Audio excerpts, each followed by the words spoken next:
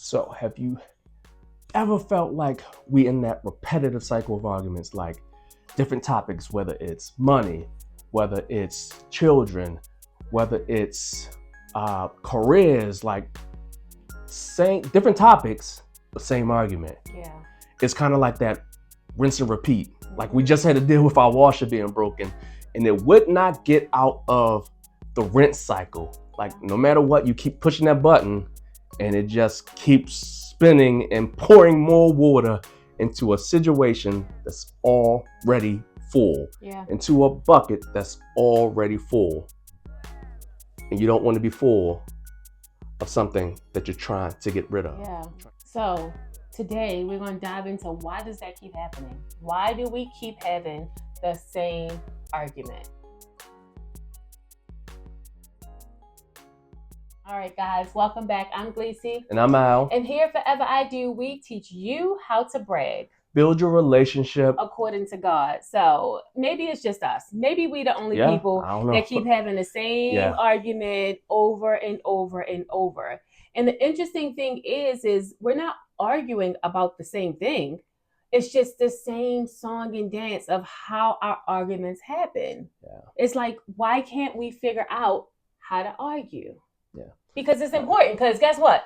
You're going to argue. Yes. It doesn't matter where you are in your relationship. You're going to have disagreements. When you decide to share your life with somebody, you're going to have disagreements. And it's funny because I mentioned like the washer breaking, and it's like you have to wash your clothes. Right. You need clean clothes to wear. So same thing. You want a marriage that's conflict free, but you're going to have dirty laundry. Because you're living every day, you're moving every day, you're shaking every day, you're doing all the things, you're grinding, as they say. And so you're going to get dirty. You're going to have to put your clothes in the washer. You're going to have to work through that conflict if you want to get clean. Yeah. Yeah. And you're going to have to do something. So something that I think is interesting is that when we have arguments, like most of the time, what we're arguing about is deeper than that. Yeah. It's not just surface level. Yeah. So it's important that we go a little bit deeper. And sometimes it's hard to do that in the moment. But where do you start? Yeah, and I like that because it's often not about what you're actually talking about if you find yourself in that repetitive cycle, because it's often due to a lack of going deeper. It's often due because you're not having those check-ins. You're not having those conversations to unpack some things that you're carrying, like through your day, and you're just keeping it surface. You're keeping that suitcase closed. You're just shoving it in the closet, refusing to open it because, as we were talking to a couple recently, you want to be respectfully avoidant, if you will. You want to respect each other, but you want to avoid unpacking that suitcase because you know if you unpack it, you open it up, the respect may not be there. Yeah. Yeah. Most arguments that reoccur are not usually about, like I said, the dishes, sex, money, kids, parenting, schedules. It's usually something else. Yeah. And until we realize that it's something else, that's where it stays. Yeah. So like when I think of like, oh, you're not helping me with the dishes, or I'm tired of having to do the dishes, what I really might be trying to communicate is I don't feel supported. Yeah. Or I feel like I'm doing this all by myself. Or if I say, oh my gosh, you got another new pair of shoes, maybe I'm not feeling secure. You know, so like it's a deeper level when you argue about certain things. Yeah. And again, like how do you unpack that? You unpack that by sitting down and you have those conversations that may be uncomfortable. Yeah. You know, I like to avoid the uncomfortable conversations. When I don't. Exactly. Yeah, but that never happens. Now, you marry somebody that prefer to avoid the tough conversation. However, you still had to sit down. Yeah. And it's important to kind of map out what's the goal. Like sometimes you can't have what's the big goal, what's the ultimate goal right away because you haven't had the little conversations of what's the goal for the day. What's the goal for the week? How do we get to the end of the week without arguing before we start having these bigger, grander conversations on How do we want to raise our kids? How do we want to manage our finances? How do we want to do these things? So like set a goal for the week first, set a goal for the day first. And that goal for the day may be, let's check in. We like to check in and just do our negative and positive withholds. What are 2 things that you didn't say that you should have said throughout the day? Or you wanted to say. Yeah, that you wanted to say, but for whatever reason you couldn't say. But now at the end of the day, let's check in. Let's express those 2 things. Yeah. And also, let's express those positive things. What are those things that you could have complimented on? You could have said thank you on, that it just slipped your mind. Or again, maybe you just were in a rush during the time and you didn't say it.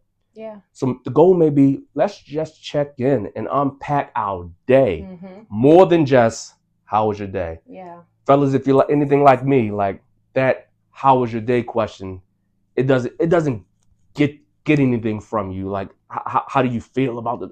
It doesn't elicit any conversation from you. You need something a little bit more, I guess, logical, if you will, like less emotion, laced or framed, if you will, to actually start the conversation. Yeah, that's real. And I want to talk about this little exercise that maybe couples can do to kind of help them go a little bit deeper. So, for example, you can ask, what am I actually needing right now? So instead of saying you never help here, I'm trying to say I'm feeling overwhelmed and I need partnership. Okay, so just rephrasing how you say it elicits or it communicates what it is that you actually need. So say that again. So you, instead of saying you never help around here, okay, because I'm complaining because I feel like I'm doing everything by myself, you can say I'm feeling overwhelmed, or I'm feeling, insert whatever emotion you're feeling, and I need partnership. So you're naming the feeling and you're telling your partner what it is that you need. Now, again, for us fellas, that may not be enough to say what it is you need and want in that moment. So you say, like, I don't know what partnership is? Yes. So if you say, I'm feeling overwhelmed and I need partnership right now, the guy still may be sitting right there looking at you like, waiting for you to give him a little bit more. So what does partnership look like when it comes to, I'm overwhelmed with the kids? Say explicitly, after that, I need partnership, and this is what it looks like. Okay. So add a tail to that, because I know you may say, oh, well, he should know. No, he won't. Yeah. And so, again, you want to make sure that you're communicating it to the person that you're with. You want to give them a win. Like we talk about that. Like the communication should be setting your partner up for success and what you actually need. So yes, it's great to start that framework with less of a complaint and more with just how you're feeling, and how you're feeling has led you to what you actually want. But now be explicit. Yeah. Now say specifically, and this is what it looks like. So how can a wife express what she needs without it sounding like she's nagging? So if I came to you and said, you never help around here, I'm feeling, oh no, I'm not supposed to say that. If I say, I'm feeling kind of overwhelmed, I need partnership, what would I say? What would my tail look like? Again, the tail would be, and so I need you to put our daughter in the bathtub, and get her ready for bed. I need you to set the table so that we can have dinner. I need you to order food because I don't feel like cooking, so that we can eat. Like it has to, again, have a tail into it, so that you're not leaving them to guess. Because if you say I need partnership, and he's like, okay, I got you, and then he goes and do something that you feel like not helping you at all. Yeah. Like most of us as men, we're solution guys. We want to solve the problem. So if you say, I really need help with the laundry right now, or I'm feeling overwhelmed, I really need help with I really need support with the laundry right now, and you say, oh, cool, I got you, and all he does is take all the laundry down to the laundry room, you may be like, oh, thank you, And then you go in the laundry room and you realize he didn't put anything in the washer. And now you're like, why would he just he thought he was helping. Yeah. And I have to speak from the opposite perspective, because a lot of times we say like, oh, it's the husbands that do that. That is me. Yeah. And it's so funny. I was having a conversation with some of my coworkers the other day, and we unpacked that I am the husband. Like, I am their husband. Like, how I respond. So like, that might have been me. Yeah. Now I know if I take the laundry downstairs, I'm gonna put it in the wash. I'm gonna at least get the wash started. However, I could see where that miscommunication could happen, because there are plenty of times, like in my mind, I'm truly helping, but I'm not really doing anything. So I like what you just said, but something that I told my coworkers to help their husbands, because I was trying to help, them work through these situations, is maybe write a list of the things that you do and ask your husband, which of these can you knock out? So that way it's not me telling you what to do. It's you saying, okay, oh yeah, I can do these 2 or 3 things. So great idea.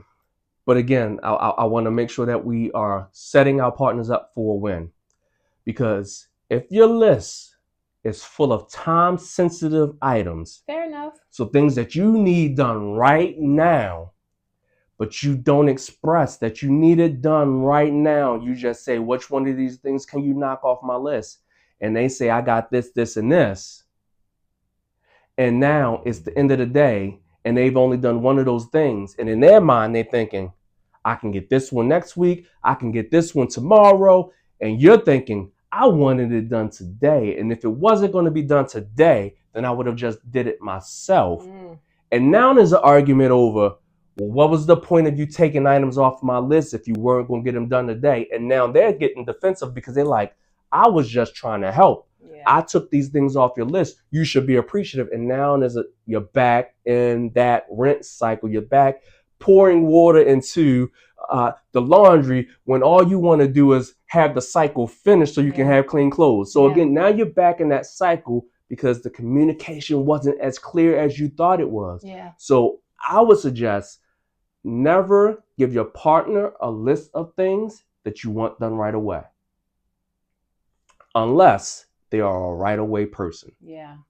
And there's nothing wrong with if you don't have a right away person. Because you married them. Yes, I didn't marry a right away person. So I'm not going to, again, I'm setting us as a team up for failure if I ask Lisa to do something I need done right now. Yeah. Because chances are, even if she does it right now, it's not going to be done how I would have done it. And now I'm a little bit tweaked or whatever because it wasn't done how I wanted it done. Or it's not going to get done right away. Yeah. It's going to get done 2 days, 3 days, 4 days later. And now I'm sitting there upset because I'm thinking I could have had it already done by now. Yeah. So again, give them a list, but give them a list of things that can set them up for success. Give them a list of things that you don't need done right now, and have the conversation of, after they select those items, when do you think that you can have it done? And if their timeline is not good enough for you, then you got to take some of those things back. Yeah. And say, can you take something else instead? Because I would rather that be done by this date and not what your timeline is. It's nothing to be offended about, but again, like, you want to set them up for success. You want to set yourself up for happiness as well. Yeah. And you want to keep the joy in your relationship. And again, like, being a team doesn't mean that everybody does things the same. Mm-hmm. It means that you do things together. Yeah.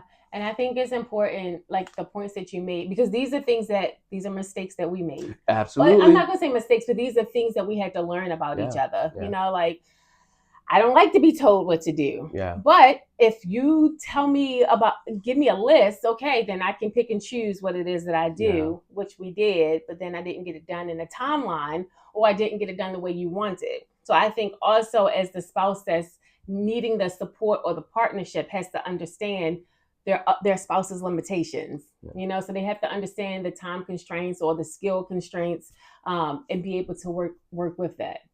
And I wouldn't even say limitations. Just know your partner's strengths. Fair enough. Like, know what their strengths are. Okay. Like, if you gave me a list of items and you said, like, grocery store, get our daughter hair done. Like, I'm going to be looking like, what? Like, what is this? Like, I hate going to the grocery store because I'm going to be there all day and I'm going to get frustrated and I'm not going to bring back what you wanted. And if you say do our daughter's hair, like it's probably going to be a straight pulled back ponytail or something. It's not going to be how you envision in your mind. I don't care how much YouTube videos I can watch, but again, like, you want each other to succeed. Yeah. Like, you want your marriage to succeed. Yeah. You want your marriage to thrive. So I wouldn't say limitations, but know their strengths and give them things that they're strong at. Yeah. Because all that's doing is building that muscle. We talked about that in another video. You want to give them a weight that they can lift a bunch of times so that they get stronger. Yeah. So maybe in the future they can lift something a little bit heavier. Yeah. Yeah. Off of your plate. So that's really good. The goal is to work together and to get it done. Okay. So in order for you to stop having the same argument about being supported, you got to be willing to have the conversation and speak honestly about it. I love that couple that we talked to, and the respectful avoidance. Yeah. Like, that was so key because I really feel like that's what remember people when we were there. Yeah. That's what people do. It's like, oh, I don't want to offend him, or I don't want to make him upset, so I'm not going to say it. But not saying what it is that you need just leads to resentment and bitterness. And in the back end, it just makes things so much harder. So you have to be willing to push into that discomfort. I just heard at this conference, they said you have to be comfortable living in your discomfort. Yeah. And that is the only way that things are truly going to move forward in your relationship, and you're really going to be able to communicate open and honestly. Yes. And we all often talk about conflict and that discomfort in conflict, but that's typically because we remember how we had conflict in the past, how our parents had conflict, how we see conflict on TV. So we see it in such an unhealthy way. Yeah. That we try to respectfully avoid it. Yeah. Because we don't want to be that person. Yeah. But again, if you're having it in a healthy way, then you find that you're unpacking something that leads to growth. Yeah. That leads to understanding. That leads to better teamwork, better collaboration. So now I'm not giving my partner, and I love my sports analogies, I'm not giving my partner a shot that they can't make. I'm not setting them up for a three when they need to be down in the post, shooting close to the basket. Unless you Wemby like me. And again, I'm not trying to throw them a oop when they 5'7" and they're not dunking anything, unless they spell Webb. But again, like, I'm not setting them up for a oop if they can't dunk. I'm not setting them up for a three if they can't shoot. I'm setting them up for a shot that they can actually make and they can make consistently. Yeah, and that's how you win. Yeah, and I'm so glad that you brought that conversation about conflict and how to have it, because that's going to be on our next video. So make sure that you subscribe and follow along. Guys, thank you so much for joining us. If you haven't, like I just said, subscribe to our YouTube channel, turn on the notification bell so you never miss a video. I know y'all tired of arguing, okay? Let us teach you how to brag in your conflict, in your discomfort, and embrace it so that you can stop having the same conflict over and over and over. We'll see you guys in our next video. Thank you guys for letting us make your I do last forever. Brag on it.